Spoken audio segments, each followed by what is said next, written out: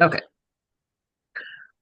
so we're going to talk about Shapley and dipole, and I have Tiina here. She is going to ask questions and direct for information because it's been so into my awareness and head that I can get too expansive with it. So I have her here. She's a very talented astrologer as well for Galactic Oh, Astrology. thank you.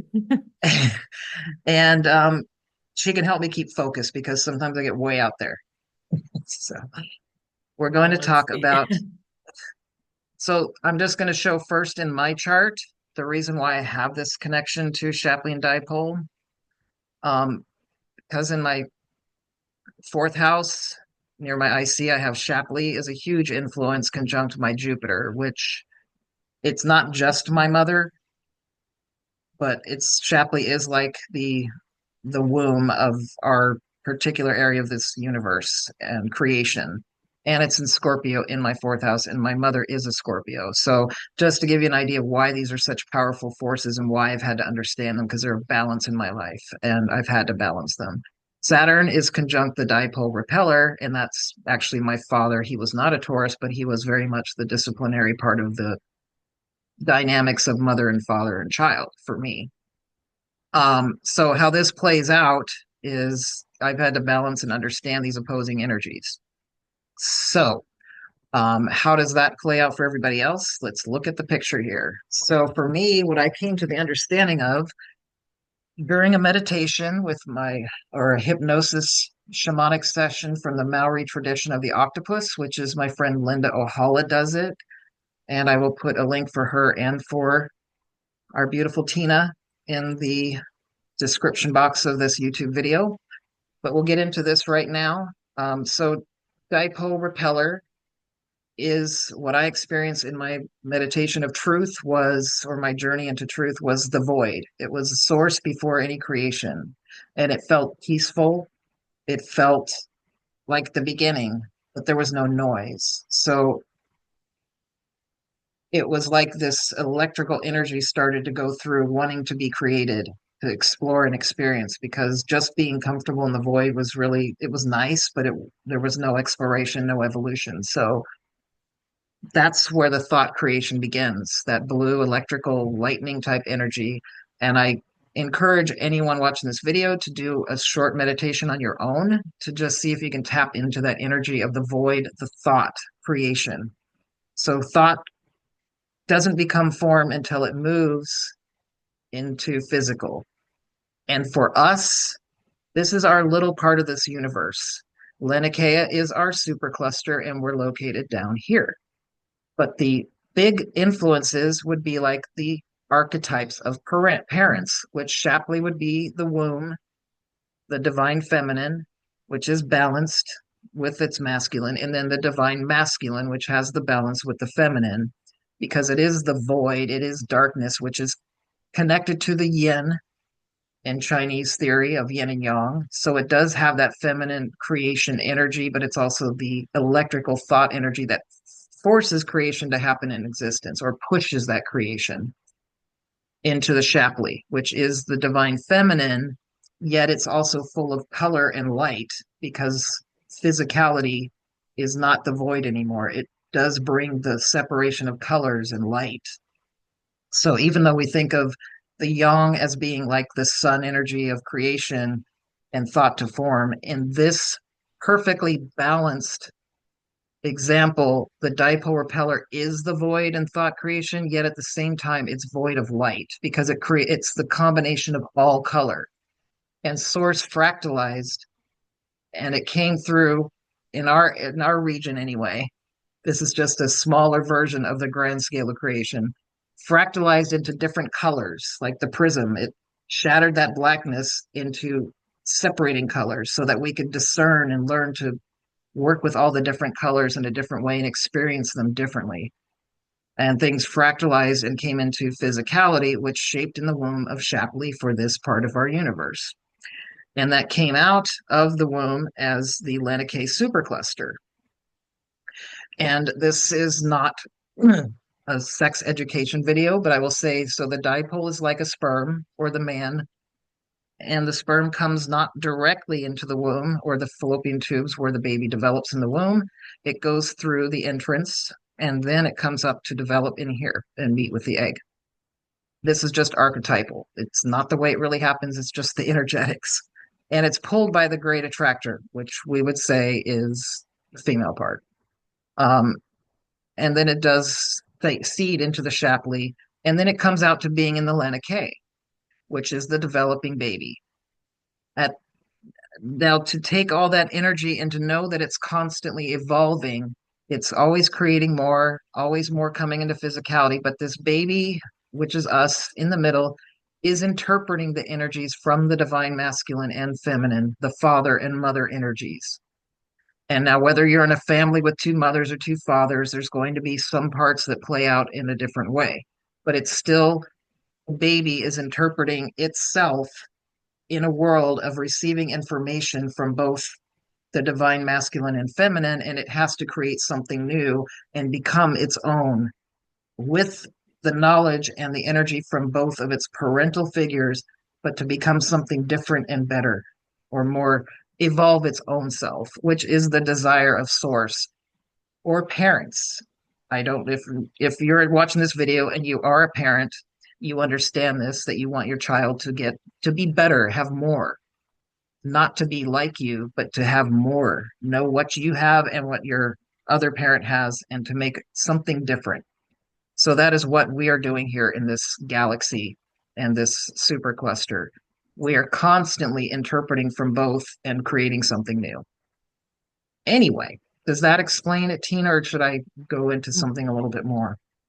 No, thank you. Wow, this is I'm just looking at the Shapley and all the cosmic points now totally differently. I have to I have to think about it.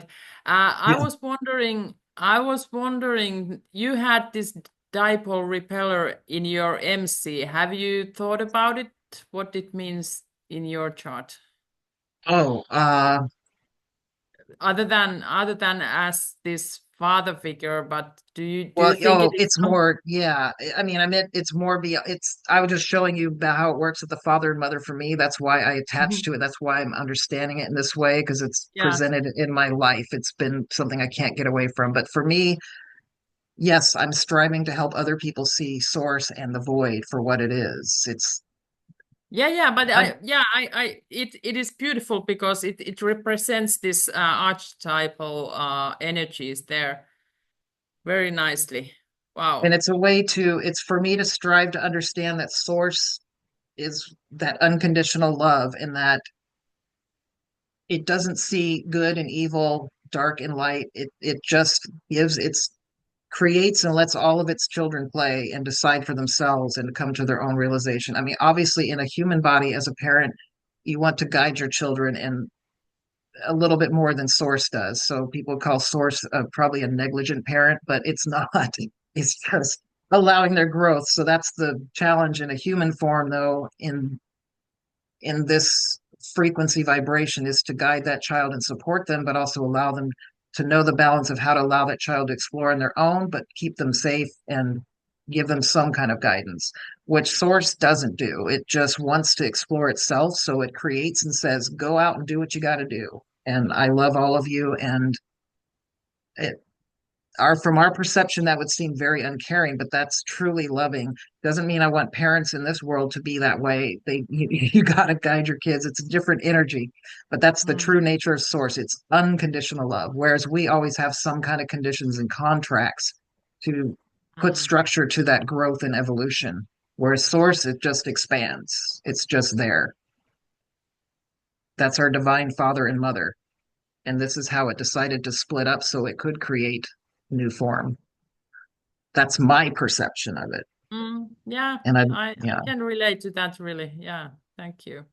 So it's understanding that, I guess, and to help people to see that they can look around them and not get so activated once they've moved into a place where they want to raise their own frequency, not to stick in the other frequencies of polarization and get activated by it. If that's their journey to stay in it, that's their place. But those who want to move forward and create new things from what we've learned from the polarity. It's important to love and accept even the dark side, even the what we see as horrific things that are being done of wars or hurting children or just things that we think of as evil or awful, to see it as a lesson, and it's a catalyst to move us forward to our own evolution and leave it behind and say, okay, that was a great experience. I learned a lot from what I don't want anymore. And I had to see it to appreciate what I have and then move forward that appreciation to create something new and beautiful.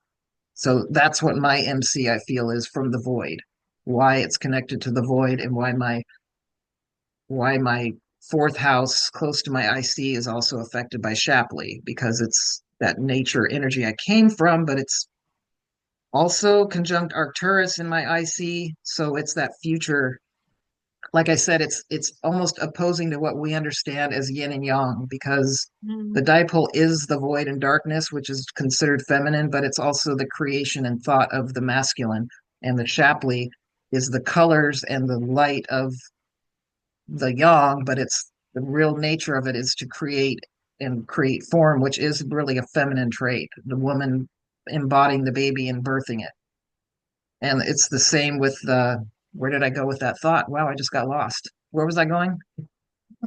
Oh, Well, I also can't about say. it's also about time being one thing. It's not, we have to perceive it in the past, present, and future to learn how to discern and to evolve. But at the same time, in reality, past, present, and future are not separate. We have to delineate it though when we come to lower densities. It gives us the way to separate and define it before we go back up into resting and realizing they're all one. Like bringing the past and the future into the now. It's the balance of that, the masculine, the feminine into the birthing of both in the baby. And it's the past and the future, taking all the learned lessons and trauma, bringing them into the now, so that we, yeah, it's all about transformation, balance, and using that for evolution of the soul and for the collective, which reflects and ripples out to all the other dimensions. So there's a lot going on here. And people said that, oh, arrogant man made it sound like it was an earth-centered universe, or that our solar system is so important. Well, it is. It's not because it's arrogant. It's this is a focus right now of this area anyway of the universe and our galaxies. It's the earth is the United States of the cosmos in our area. It's a Mm. collection of all these different galaxies and different energetic collectives coming together, seeding their own, all their DNAs here. All those warring nations came and seeded to Earth. And now we have to learn to get along, just like in the States. I understand other countries now have a lot of different cultures too, but they also have a very old traditional roots to their culture. Whereas the United States was created from all these different cultures coming together and created their own. Mm. The So melting if that, pot. Yeah. yeah, it's bringing all these different cultures and not taking away from them, but adding them together and seeing how they make this beautiful music together, which still has not come to fruition, but we're working on it. Mm. And Yeah. and as America Well, figures it out and the United States people start to come more into balance and create something beautiful, it'll resonate to all the other countries as well. yeah, and the universe. Yeah. Yeah, and All. it goes out from Earth. Exactly. Mm. And I Yeah, love ancient we are in a cultures. beautiful place. We are. And I love ancient cultures. It's important to understand the traditions of Finland or Germany or China or Japan, but knowing that they're such structured and so rooted in ancient cultures that the roots don't pick up and or evolve as easily. So in the United States, there really aren't any roots. We've had to learn to develop our own roots. Luckily, I've lived in other cultures and grown up where there is tradition, so I can see the evolution here. People that have been born in the United States and grow up that way, they seem entitled because they don't realize the beauty of what's happening here. They take it for granted, whereas other cultures appreciate their traditions, but they also see that there could be so much more going on in the United States. And it's frustrating for people who don't live in the United States saying, what the heck is wrong with those people? They're taking all of it for granted. So, yes. And I look forward to hearing any of your comments on that and what your thoughts are, because you do this work as well. Are you there, Tiina? Yeah, yeah, Oh, yeah. okay. Thank you. I, I, I don't know if you asked me the question or Oh, all your other. thoughts. Yeah. Well, I understand what you mean by that. I resonated. I can think of United States as kind of a example or how do you say special unit in this whole earth where the school is kind of made the most difficult lessons. So and yeah, it can be an example for all of us, and yeah, I can relate to that. Exactly. Yeah, it's not perfect, but the rest of the world isn't, even if they say they hate the United States, they all have hope that it will do something great and bring it to the rest of the world because the older traditions are kind of stuck in some of their ways, and it has to be somebody leads the way for the change. If that doesn't make anyone better, it's adding to the old, it's bringing something new and evolving everything. Yeah. Mhm. And Yeah. your Shapley is in your fourth house as well. Yeah, yeah. I have so much So, stuff in the fourth house. Yes, yes. that is. We didn't have to share that with the audience. Okay. No, no, no. But yeah, that's yeah. I realized that it's there, and then it's the tenth house is the Dipole there. And the Okay, Shapley, but it's, yeah, mm, it is a perfect placement for you as well because it is in family. It's the house of your family, and it's that deep roots. It's the womb, and so you're probably also here to do a lot of ancestral genetic line healing, whether you were a soul connected to that genetic line or you chose as an agreement to come in with this family to help them to heal their genetic line. It's to heal the past of whatever wrongs were done from, like they say, the sins of the father, but are we here to help heal that ancestral line? Because I'm a baby in my mother's womb while she's a baby in her mother. So there's three mm, generations in that, mostly the matriarch line, the female line.